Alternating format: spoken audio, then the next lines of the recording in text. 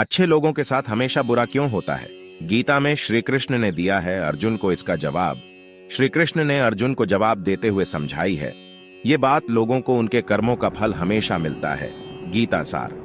आपने महसूस किया होगा कि जो लोग अच्छे कर्म करते हैं वो परेशान रहते हैं, वहीं जो बुरे कर्म करते हैं वो खुशी से रह रहे होते हैं। अच्छे कर्म करने वाले परेशान होते हैं कि आखिर उन्हें इतनी परीक्षा क्यों देनी पड़ रही है, जबकि जो अधर्म की राह में हैं वो खुश हैं और जिंदगी का लुत्फ उठा रहे हैं। अगर आपके मन में भी ये सवाल आया है तो आज हम आपको इसका जवाब देंगे। ये जवाब वो है जो भगवत गीता में लिखा है और श्री कृष्ण ने अर्जुन को दिया था। भगवत गीता में वर्णित कथा के अनुसार जब भी अर्जुन के मन में कोई दुविधा होती थी तो वो श्री कृष्ण के पास पहुंच जाते थे। एक बार की बात है, अर्जुन ने भगवान श्री कृष्ण के समीप आकर कहा कि वो दुविधा में हैं और इसका जवाब वो श्री कृष्ण से चाहते हैं। श्री कृष्ण ने पूछा कि क्या सवाल है?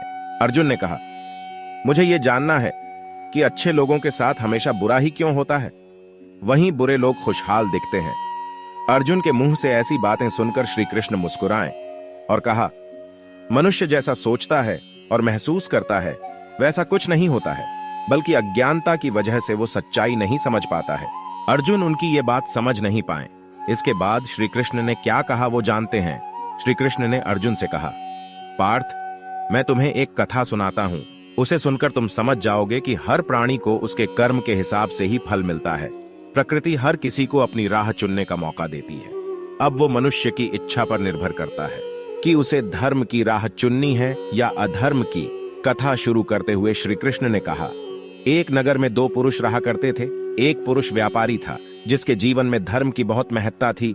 वो पूजा पाठ में यकीन रखता था। वो हर रोज मंदिर जाता था और दान धर्म भी करता था और हर रोज भगवान की पूजा करता था।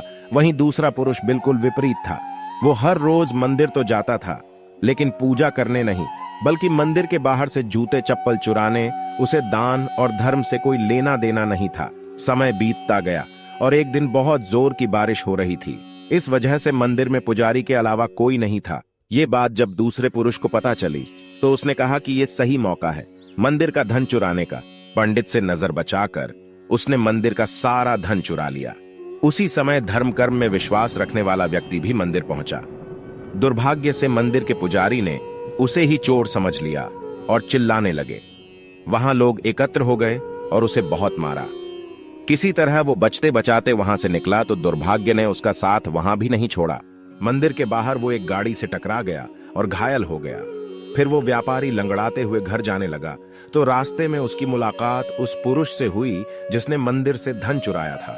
उसने कहा, आज तो मेरी किस्मत चमक गई, एक साथ इतना सारा धन मिल गया। ये सब देखकर उसे बहुत बुरा लगा और उसने अपने घर से भगवान की सारी तस्वीरें निकाल दी।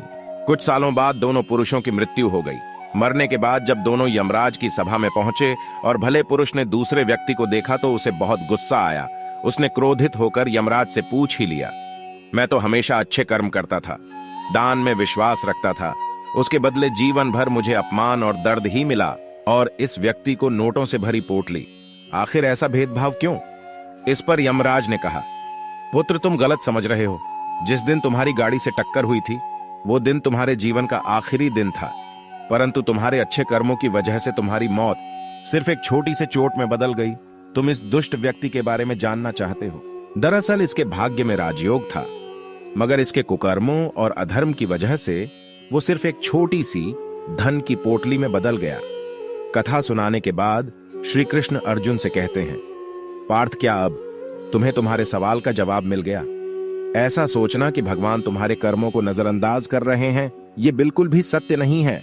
भगवान हमें कब क्या किस रूप में दे रहा है मनुष्य को समझ में नहीं आता है, मगर आप अच्छे कर्म करते रहें तो भगवान की कृपा हमेशा बनी रहती है। इसलिए अपने अच्छे कर्मों को बदलना नहीं चाहिए, क्योंकि उसका फल हमें इसी जीवन में मिलता है। इसलिए मनुष्य का फर्ज है कि वो हमेशा अच्छे कर्म करते रहें, क्योंकि श्री कृष्ण ने गीता में भी बताया है कि किसी के द्वारा किया गया कर्म बेकार नहीं जाता है, चाहे वो अच्छा हो या बुरा।